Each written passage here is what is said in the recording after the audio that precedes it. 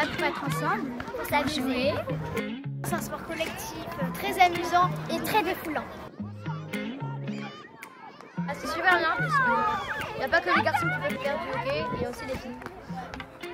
Je suis une joueuse de hockey depuis l'âge de 11 ans. Et donc au départ, j'ai commencé en tant que joueuse. Ensuite, le hockey me plaisait tellement que je suis devenue entraîneur. Allez, Céleste, on va l'aider, du soutien.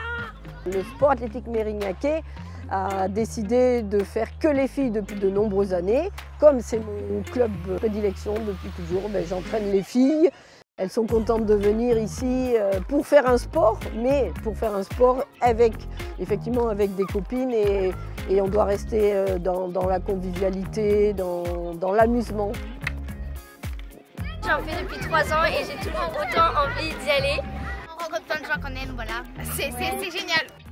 Nous, en fait, au niveau du SAM, on a la chance d'être 2 entraîneurs qui interviennent dans les écoles. Et grâce à ça, on recrute beaucoup de jeunes filles.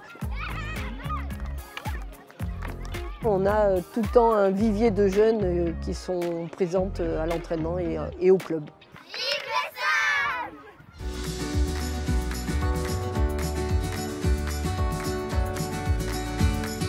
J'avais 4 ans et je faisais un stage multisport. L'après-midi, c'était hockey.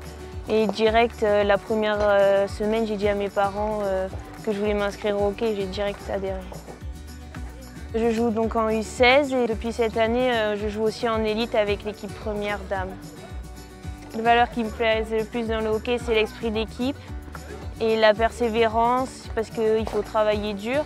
On n'arrive pas au niveau où on est sans travailler et puis il y a toujours quelqu'un pour te pousser plus haut et te dépasser.